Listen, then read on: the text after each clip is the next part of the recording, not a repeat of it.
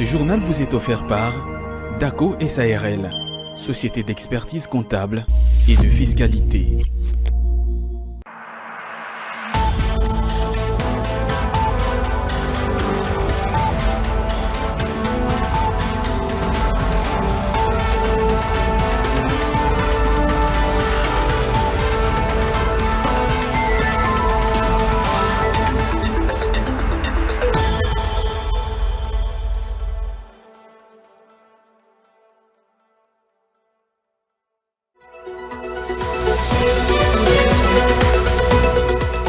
« 500 bancs ont été remis à la Haute École des commerces de Kinshasa ce lundi par le service national.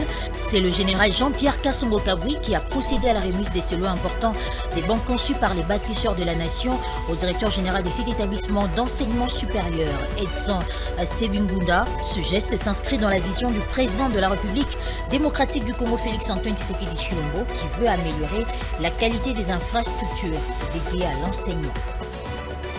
Il s'est observé ce lundi dans la capitale une grève des conducteurs des bus et minibus. Ces derniers manifestent contre l'obligation du respect de la grille tarifaire des courses fixée il y a plus d'un an par l'autorité urbaine. Conséquence, les clients ont eu du mal à se déplacer face à cette carence, mais surtout à la hausse des prix de la course. Ils se sont exprimés tour à tour au micro de nos reporters.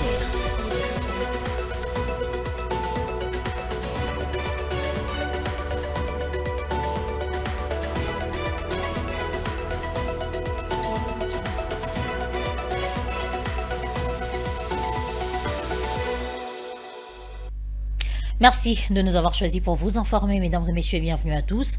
Après le drame qui s'est produit le samedi dernier au Stade des Martyrs, lors du concert de l'artiste gospel Mike Kalambay ayant causé 9 morts et plusieurs blessés, le vice-premier ministre en charge de l'Intérieur, Jacquemain Chabagny, a tenu en urgence une réunion de crise sur instruction de la première ministre. Plusieurs mesures ont été prises portant notamment sur la prise en charge des victimes. L'enquête en cours, il a été en outre décidé la suspension de toute activité non sportive au Stade des Martyrs et Tata Raphaël. On écoute Jacquemain Chabagny. Nous avons responsabilisé le gouverneur de la ville avec Madame la ministre des Affaires sociales de s'occuper des victimes, faire la suite sur les victimes parce qu'on a enregistré au cours de cette réunion malheureusement 9 morts, plusieurs blessés. Donc il va falloir rapidement les identifier et se rassurer qu'il y a une prise en charge nécessaire. Ils le feront en accompagnement des organisateurs de l'événement qui nous ont rassurés, bon, nonobstant ce que vont nous dire les enquêtes, qu'ils avaient souscrit à une assurance et qu'ils prennent la charge des victimes. Nous, on doit se rassurer que tout cela va se faire selon les normes. Nous avons aussi pris l'engagement de veiller à ce que la réglementation sur ce type d'événement soit renforcée. Et ça, c'est le travail du gouvernement. Provisoirement, il a été levé l'option de suspendre toute activité non sportive dans le stade des Martyrs et le stade du 20 mai. Sur les enquêtes, je n'en ai pas parlé. Tous les services étaient là, ils nous ont fait un rapport verbal sur la situation qui va nous permettre à nous aussi de faire rapport à l'autorité. Mais tous ont été mis à disposition de l'enquête ouverte depuis hier et nous pouvons vous rassurer que nous allons suivre tout cela de très près avec le ministre d'État à la Justice et Garde des Sceaux pour que dans un délai le plus bref, les responsabilités tant pénales que civiles soient établies. Redynamiser les services des inspecteurs de l'économie sur les marchés avec pour mission d'identifier et de réprimer les délinquants économiques. Telle est l'instruction qui a été donnée au ministre de l'économie nationale lors de la 7e réunion du Conseil des ministres en fin de semaine dernière par le président de la République, ce en vue de faire face à la spéculation irrégulière des prix sur les prix qui affectent directement le pouvoir d'achat des Congolais. On écoute à propos Patrick Muyaya, porte-parole du gouvernement, dans cet extrait. Rappelant les termes de sa communication, faite lors de la 5e réunion du Conseil des ministres du 12 juillet 2024, le président de la République a indiqué que la conjoncture économique actuelle de notre pays mérite une attention particulière du gouvernement. En particulier, En ce qui concerne les prix de produits de première nécessité, des plus grands aux plus petits, comme le pain, dont les prix pistolets par exemple à Kinshasa ont sensiblement grimpé. Cela illustre une hausse significative des prix qui affecte directement le pouvoir d'achat de nos concitoyens, créant ainsi une pression supplémentaire sur plusieurs ménages déjà vulnérables. Face à cette situation qui exige une approche concertée, innovative et déterminée, le président de la République a insisté sur l'impérieuse nécessité pour le gouvernement de prendre des mesures immédiates et efficaces pour enrayer cette tendance haussière. Pour ce faire, il a encouragé le vice-premier ministre, ministre de l'économie nationale, à redynamiser le service des inspecteurs de l'économie sur terrain, avec notamment pour mission d'identifier et de réprimer les délinquants économiques qui s'adonnent à la manipulation de prix des denrées alimentaires dans les buts de jeter les discrédits sur le gouvernement et saper à dessein toutes les initiatives visant l'amélioration du social. Il y a un impératif de protéger le pouvoir d'achat de nos concitoyens en leur assurant un accès facile à des produits de base. Agissons donc avec fermeté et détermination pour restaurer la confiance et assurer la stabilité économique. Prévu pour le lundi 29 juillet 2024, les dépôts des candidatures aux différents postes pour la prochaine élection du bureau définitif de la Chambre haute du Parlement est reporté à 72 heures. Selon les rapporteurs du bureau provisoire, cette décision est consécutive aux problèmes techniques et logistiques. À noter que l'élection proprement dite est prévue pour les 7 août prochains. Regardez.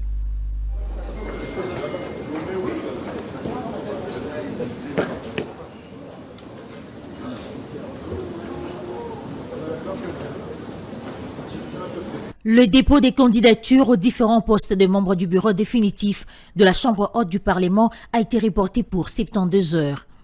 Initialement prévu pour le lundi 29 juillet, cette décision est consécutive aux problèmes techniques et logistiques, a fait savoir Yvan Kazadi-Kankonde, rapporteur du bureau provisoire du Sénat. À noter que le lundi 5 août, il y aura examen des candidatures par la commission ad hoc et l'affichage de la liste définitive. Après cette étape, ajoutent les rapporteurs du bureau provisoire, il y aura mardi 6 août la séance plénière consacrée à l'audition des messages des campagnes électorales et l'élection proprement dite et l'installation du bureau définitif sont annoncés pour le mercredi 6 août prochain. Signalant par ailleurs que cette élection du bureau définitif vient couronner le travail du bureau provisoire de la Chambre des sages de la RDC.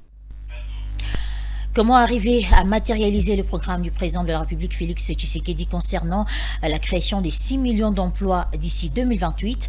La question était au centre des réflexions en début de week-end dernier entre l'Association nationale des établissements publics et entreprises du portefeuille d'une part et l'INPP, le FPI, l'ONEM, l'ANADEC et les FOGEC d'autre part. Objectif, booster la création d'entreprises et la formation professionnelle. Regardez.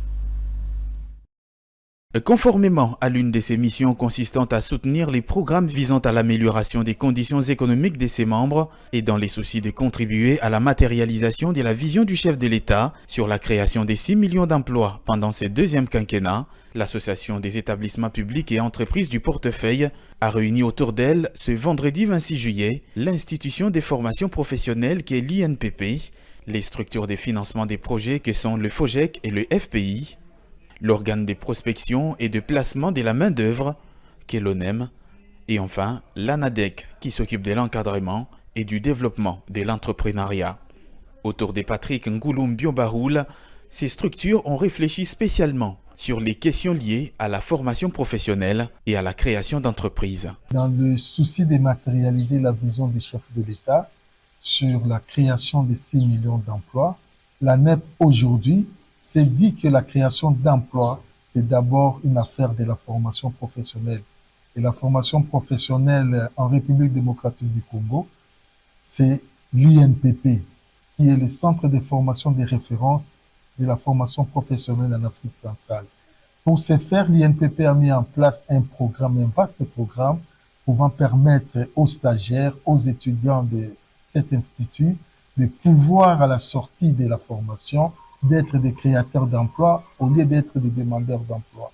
À ce sujet, il était nécessaire que le FPI, qui est une structure de financement, nous accompagne pour que les jeunes qui vont créer leurs emplois puissent trouver le financement nécessaire. Nous avons ciblé tous les jeunes formés à l'INPP qui devraient se regrouper de manière à créer une entreprise et c'est cette entreprise qui sera financée. La première phase de la réalisation de ce projet prévoit la création de 300 000 à 500 000 emplois d'ici fin 2024. L'INPP, le FPI, l'ONEM, l'ANADEC et le FOGEC sont donc invités à y contribuer. Les parties prenantes au projet des rocades de Kinshasa étaient sur le terrain le samedi 27 juin pour se rendre compte de l'effectivité du début des travaux sous la conduite du DG de la CGT, la délégation constituée des élus nationaux du ministère des ITP, de l'APCSC, de l'entreprise Siskessa, a parcouru tout le tracé, appréciant un chantier très actif.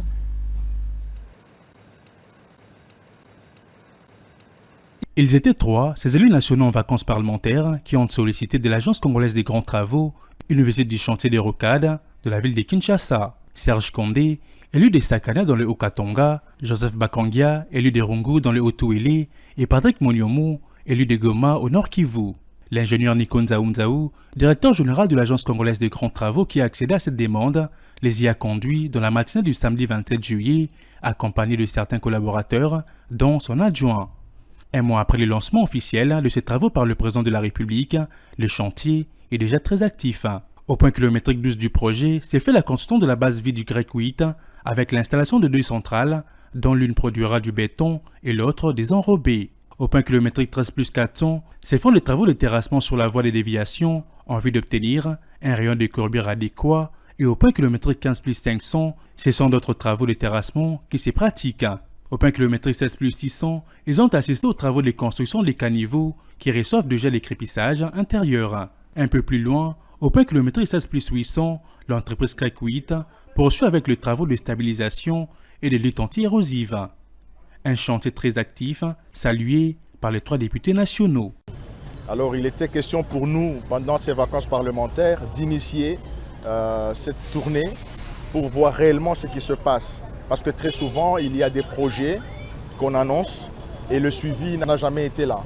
Et nous, comme parlementaires, nous allons veiller, avec le vote du budget prochain, à assurer aux infrastructures une part importante du budget national.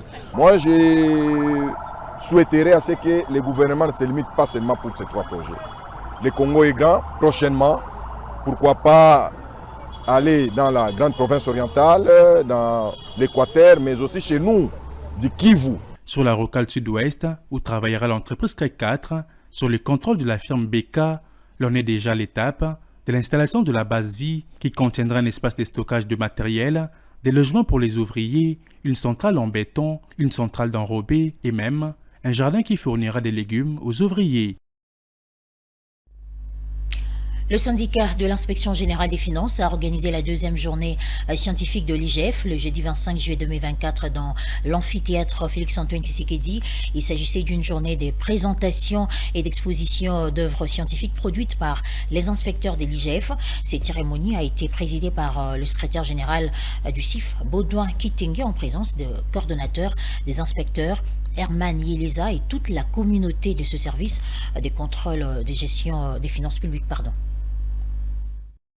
Cette deuxième journée scientifique de l'inspection générale des finances rentre dans le cadre de l'apport d'une dimension scientifique au travail des inspecteurs de finances, notamment le contrôle a priori ayant produit des résultats escomptés de la matérialisation de la vision du chef de l'État sur l'implémentation de la bonne gouvernance. Au cours de cette activité, 3 nouveaux ouvrages se sont ajoutés à la production scientifique des gendarmes financiers de la RDC et ont été présentés, puis baptisés par l'inspecteur général des finances, coordonnateur Herman Yeleza, représentant l'inspecteur général des finances, chef de service, Jules Alingue Tekeya. Voilà. On ne peut pas venir dans une activité comme celle-ci et faire la langue de bois contre toutes les attaques dont le service est l'objet.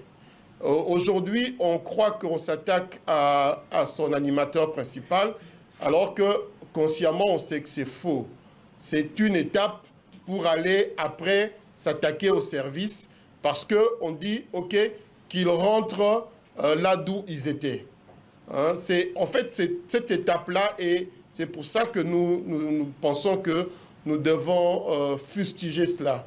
Et cette campagne où les gens qui pensent se défendre, au lieu de dire qu'ils n'ont rien fait, veulent dire qu'ils ne sont pas différents des autres, c'est totalement une campagne abjecte. Le premier ouvrage, intitulé « Inégalité économique et redistribution des revenus », est l'œuvre de l'inspecteur général des finances chef de brigade des entités territoriales décentralisées, Christophe Bitassi-Moi. Il retrace le cause des disparités entre le riche et les pauvres et propose des mesures en amont de l'activité économique et des mesures ciblées comme solution. La deuxième publication, qui a comme titre « Système coopératif et développement communautaire » est de l'inspecteur général des finances Albert Loutete Mvwemba. Ces derniers trouvent inacceptable que la République démocratique du Congo, forte de ses 80 millions de terres arables, soit comptée parmi les pays les plus pauvres du monde. Pour lui, l'autosuffisance alimentaire est la réponse à la lutte effective contre la pauvreté. Les troisièmes, finances publiques du pouvoir central, de Jean-Marie Aboulia, prône une meilleure gestion des deniers publics pour une gouvernance juste. Dans son intervention, Baudouin Kitenge, président du syndicat des inspecteurs de finances, a salué la qualité intellectuelle du corps des inspecteurs, recruté sur fond d'un concours rigoureux et approfondi. Que l'inspection générale des finances n'est pas bornée, il n'est pas limité aux missions de routine, aux travaux de contrôle, mais qu'à l'intérieur de l'inspection générale des finances, il y a des têtes pensantes capables d'appuyer l'action que nous faisons matériellement sur le terrain. Il y a des personnes qui réfléchissent, qui impulsent sur les méthodes de travail, sur les voies et moyens pour permettre au gouvernement d'atteindre ses objectifs en matière de bonne gouvernance. Cette deuxième journée scientifique vient soutenir la vision du président de la République, Félix-Antoine Tshisekedi, pour l'implémentation d'une gouvernance juste et meilleure par l'investissement d'un capital humain qualitatif et d'une probité morale exemplaire. Cérémonie des remises des bans de 500 bans à la Haute École de Commerce de Kinshasa par le service national. Je le disais d'ailleurs au sommaire de ce journal, ce lundi 29 juillet 2024, le général-major Jean-Pierre Kassongo-Kabouik a procédé à la remise de ces lots des bans conçus par les bâtisseurs de la nation au directeur général de cet établissement d'enseignement supérieur, Edson Sebingunda, un geste qui s'inscrit dans la vision du chef de l'État qui veut améliorer la qualité des infrastructures dédiées à l'enseignement supérieur et universitaire en RDC. Après l'étape de l'UNIKIN et de l'UNISIC, c'est au tour de la Haute École des commerces de Kinshasa de bénéficier d'un lot important de bans. Dans ce mode de circonstances, le directeur général de la Haute École des commerces de Kinshasa, Edson Sebingunda, a salué ces gestes qui matérialisent la vision du chef de l'État, Félix Tshisekedi, celle d'améliorer la qualité de l'enseignement supérieur et universitaire. Que je tiens à rendre mes hommages le plus déférents et à remercier le président de la République, son Excellence Félix-Antoine Tshisekedi Tshilombo, chef de l'État, pour sa vision éclairée visant à faire de l'enseignement supérieur et universitaire un pilier central du développement de la République démocratique du Congo. Prenant la parole au cours de cette cérémonie, le numéro 1 du service national, le général-major Jean-Pierre Kassongo-Kabouik, a souligné le fait que le développement de la RDC passe par l'implication de tout Congolais à différents échelons. Nous avons entrepris la distribution gratuite de bancs, aussi bien dans les écoles primaires et secondaires publiques que dans les universités et les instituts supérieurs publics de la capitale. Les soucis du chef de l'État, commandant suprême, à travers cette distribution de bancs, et de voir les établissements d'enseignement du secteur public former la jeunesse congolaise dans les conditions permettant un bon apprentissage. Il faut aujourd'hui que chacun joue son rôle là où il est, afin d'apporter sa pierre à la construction de l'édifice Congo. Cette cérémonie solennelle s'est déroulée en présence des membres du comité de gestion, du corps scientifique, du corps académique, ainsi que de la commission estudiantine de cet établissement d'enseignement public. Que se passe-t-il à Fungurume dans la province du Lualaba? Depuis plusieurs mois, tous les chantiers publics de cette entité territoriale décentralisée sont à l'arrêt, voire abandonnés, alors que les sociétés minières présentes payent régulièrement la redevance minière. La population et les organisations de la société civile pointent du doigt une gestion chaotique et caporalisée de cette commune urbano-rurale par l'actuel bourgmestre. Les détails dans cet élément. C'est une situation bien plus qu'alarmante qui se déroule dans la commune urbano-rurale de Fungurume. Nous sommes dans la province du Lualaba. Des chantiers pour des infrastructures d'intérêt général sont à l'arrêt ou carrément abandonnés depuis plusieurs mois, alors que Fungurume figure parmi les entités territoriales décentralisées les plus riches du pays, grâce notamment à la redevance minière. Mais comment en est-on arrivé à une situation aussi chaotique ? La réponse à cette question se trouve dans les témoignages de la population locale, mais aussi dans les lignes des nombreux rapports des organisations de la société civile. Tous pointent du doigt cet homme, Kaleng Tamblesin, actuel bourgmestre de la commune de Fungurume. L'homme aurait caporalisé, voire rendu familial, la gestion de cette entité territoriale décentralisée. Le respect des textes ne ferait même plus partie du vocabulaire de l'administration de cette entité. L'une des victimes de ce pandémonium, c'est l'entreprise CGS qui a vu son contrat être résilié à la manière stalinienne et sans aucune explication par le très controversé bourgmestre de Fungurume. Alors que cette société avait gagné en bonne et due forme en 2021 le contrat d'exécution de plusieurs projets d'infrastructure dans la commune de Fungurume. Nous avons rencontré un problème avec la commune au moment où nous étions en train de faire les travaux en pleine exécution. Nous avons appris d'un coup que le contrat était résilié. Ça fait un temps que nous ne travaillons pas. Nous étions en pleine exécution et on nous a arrêtés forcément. Et jusque-là, nous sommes dans le processus. L'entreprise, victime de résiliation unilatérale du contrat, en appelle à l'implication de l'Inspection générale des finances pour une solution plus efficace. Nous continuons à déplorer et à demander à l'IGF parce que nous avons gagné ces contrats légalement. Nous sommes passés par les services de passation des marchés publics et nous avons gagné ces marchés. À ce jour, plusieurs sources rapportent que seuls les projets publiés sous le règne de l'actuel bourgmestre par la cellule des passations des marchés publics instituée par lui-même sont financés et avec des taux d'exécution extrêmement faibles. Une cellule censée être indépendante et impartiale, mais pourtant dirigée par des frères et proche de l'autorité locale. À ce jour, tous les projets sont à l'arrêt dans la commune urbano-rurale de Fungurume, aux grandes dames de la population. Le collectif Jeunes Ambassadeurs d'Afrique a organisé en fin de semaine dernière un forum sur l'employabilité des jeunes. Objectif de ces assises, discuter et explorer les défis et opportunités liés à l'emploi en République démocratique du Congo. Les différents panélistes, dont le secrétaire général du secrétariat national du volontariat, une structure attachée au ministère du Plan, sont revenus sur l'importance du réseautage. C'était au centre culturel Boboto. Igor Buaka et Ruben Manata étaient présents. Y a-t-il de l'emploi en République démocratique du Congo? Tout part de cette question anodine à laquelle les jeunes entrepreneurs et étudiants ont été appelés à répondre au cours de ces forums sur l'employabilité. Différents panels, 3 au total, ont traité de la question à travers divers sous-thèmes retenus pour la circonstance. À la base en partie du chômage de la plupart des jeunes, le critère de sélection reposant sur les années d'expérience professionnelle exigées par les employeurs lors de recrutement a été analysé. Sur cette question, le secrétaire général du secrétariat national du volontariat, Christian Akilimali, estime que le volontariat peut en être une réponse adéquate, ce en plus d'être une opportunité d'emploi. Le volontariat, lorsque les jeunes se consacrent et s'engagent dans des activités, dans des projets volontaires, ça leur permet non seulement de pouvoir bénéficier de formation, parce que dans les structures dans lesquelles ils travaillent, dans les structures dans lesquelles ils engagent leur temps et leurs compétences, ils bénéficient des formations.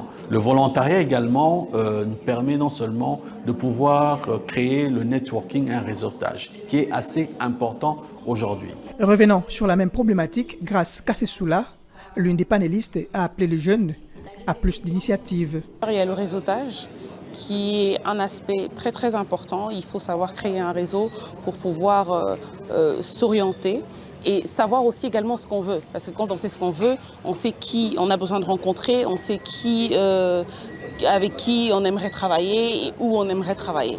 Christine Toumba, également panéliste, c'est de son côté apaisantie sur le profil professionnel qui néglige bien des jeunes, mais pourtant essentiel dans la sélection. En fait, on a fait une sorte de partage d'expérience parce que l'idée était effectivement de partager son expérience, de montrer aux jeunes quels sont les différents pièges effectivement, comment arriver à construire son parcours professionnel parce que beaucoup, et surtout dans cette ville, on dit qu'il n'y a pas de boulot, mais ça l'a été et tout le reste. Donc l'idée c'était un peu de déconstruire au fait ces idées qui existent depuis beaucoup d'années et pour leur apprendre effectivement à savoir qu'est-ce qu'il faut faire pour arriver à construire son profil professionnel. De la recherche d'emploi à l'évolution professionnelle et la thématique sous laquelle a été placé ces forums organisés par les collectifs Jeunes Ambassadeurs d'Afrique, une structure régionale qui œuvre entre autres dans la mise en valeur des projets portés par des jeunes en servant notamment d'un pont entre l'employé et l'employeur. Il s'est observé une grève des conducteurs des bus et minibus dans la matinée de ce lundi 29 juillet à Kinshasa. Ces derniers veulent manifester contre l'obligation du respect de la grille tarifaire des courses fixée il y a plus d'un an par l'autorité urbaine. Conséquence, les clients ont eu du mal à se déplacer face à cette carence, mais surtout à la hausse du prix de la course. Reportage de Fulgence Milaï et Eddie Boma.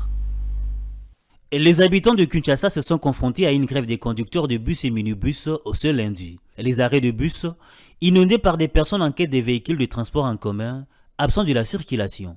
Pour certains, la marche à pied s'est transformée en principal moyen de déplacement pour se rendre aux différents lieux et notamment du travail. Ici, nous sommes au rond-point Étienne Tshisekedi, ex des Huileries. Constat fait, absence des bus et minibus. Selon plusieurs témoignages sur place, c'est évidemment dû à la grève des conducteurs de bus et minibus. Pour cause, la tracasserie policière qu'engendre l'obligation de se conformer à la grille tarifaire. L'ajustement des prix de la course n'est pas un problème. Ils doivent justement revoir l'état des routes qui pénalise les conducteurs chaque fois et surtout revoir le prix du carburant à la pompe. La société Transco n'émet plus ses bus en circulation pour plusieurs causes. Nous ne refusons pas de respecter la grille tarifaire. Mais qu'en est-il des routes en état de délabrement très avancé? Pour arriver à certaines destinations, nous faisons des contours impossibles. Cela influence de plus les prix de la course.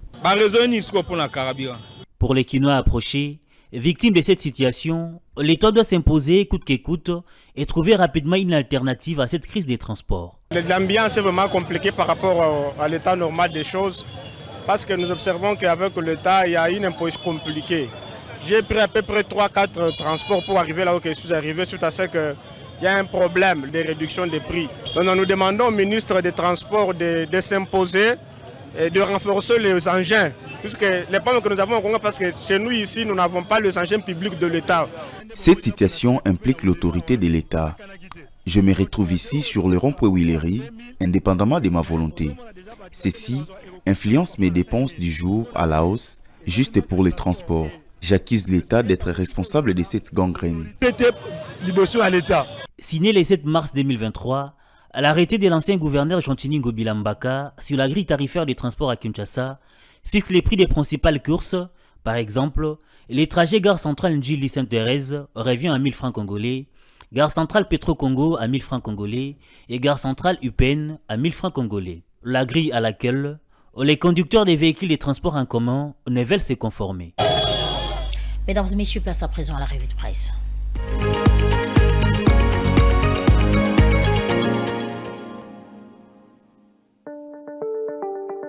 Bienvenue mesdames et messieurs dans cette revue de presse économique sur Ecofin Télévision.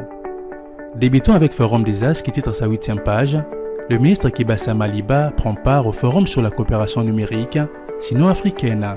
Le journal écrit « Le ministre de Poste, Télécommunications et Numérique est arrivé le dimanche 28 juillet 2024 à 19h, heure locale à Beijing, capitale de la République populaire de Chine. Augustin Kibasa Maliba prend part au forum sur la coopération numérique sino-africaine du 29 au 30 juillet 2024, renseigne un communiqué de la cellule des communications de son ministère. À sa descente de l'avion, Augustin Kibasa Maliba a été accueilli par un représentant du gouvernement chinois et une délégation de l'ambassade de la République démocratique du Congo en Chine. Après quelques minutes d'échange, le patron de poste, télécommunications et numérique en RDC, a quitté l'aéroport international de Pékin pour son lieu d'hébergement. Les confrères soulignent le forum sur la coopération numérique sino-africaine qu'organise le gouvernement chinois est placé sous le thème « Dessiner conjointement un plan numérique et partager les réalisations en matière de développement ». Cette rencontre, renchérit le journal, vise à encourager le partage d'expériences et des pratiques dans le secteur du numérique et des technologies de l'information et de la communication. L'occasion sera propice pour échanger sur les infrastructures numériques, l'innovation numérique, les technologies numériques, la transformation numérique, la sécurité numérique, le renforcement des capacités numériques. Ce, afin de faciliter l'alignement stratégique, d'encourager la coopération pratique et de promouvoir les développements communs. Plus de 30 ministres en charge du développement numérique et des technologies de l'information et de la communication de pays africains prennent part à ces assises. Il en est de même des hauts responsables de l'industrie et de la société civile, ainsi que les ambassadeurs de pays africains en Chine. À en croire le journal, le ministre Augustin Kibasa Maliba s'est rendu à Pékin après un séjour de 3 jours dans la ville de Shenzhen, où il a eu plusieurs rencontres avec les investisseurs chinois, notamment sur la connectivité dans les zones rurales et la construction de data centers nationaux en République démocratique du Congo. Terminons cette revue de presse avec le quotidien qui titre à sa 5e page « Tshisekedi pour l'allègement fiscal et facilité aux entreprises en difficulté ». Le journal note, le président de la République Félix-Antoine Tshisekedi Tshilombo a présidé à la Cité de l'Union africaine la 7e réunion ordinaire du Conseil des ministres du gouvernement de la République le vendredi 26 juillet 2024. Au-delà de la situation humanitaire, le président de la République s'est montré préoccupé par la détérioration de la situation économique dans la partie est du pays. Les confrères soulignent, afin d'atténuer les impacts de cette guerre sur ce qui reste de leurs activités et de stimuler la production dans les secteurs agricoles, industriels, du commerce général, énergétique et des hydrocarbures, en vue de résorber le chômage de masse, le président de la République a demandé à la première ministre de mettre en place une équipe de travail composée des différents ministres sectoriels à l'effet de proposer des allègements fiscaux et autres facilités à accorder à ces entreprises. Ce travail urgent doit bénéficier de la participation des autorités et services concernés des provinces sous état de siège. Fin de cette revue de presse économique sur Ecofin Télévision, mesdames et messieurs. Merci de l'avoir suivi.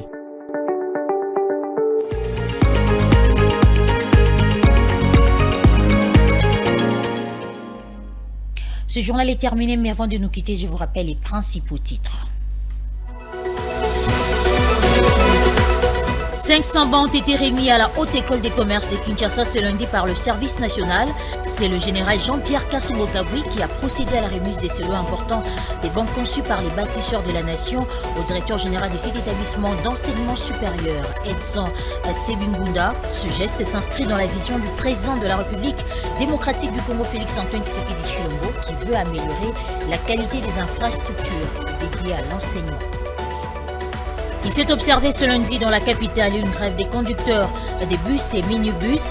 Ces derniers manifestent contre l'obligation du respect de la grille tarifaire des courses fixée il y a plus d'1 an par l'autorité urbaine.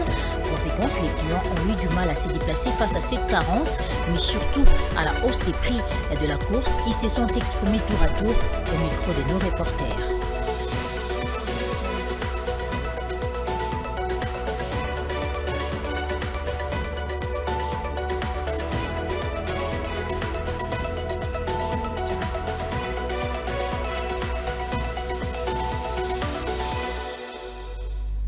Et voilà, c'est la fin de ce journal, mesdames et messieurs. Merci à vous de l'avoir suivi. On se retrouve prochainement.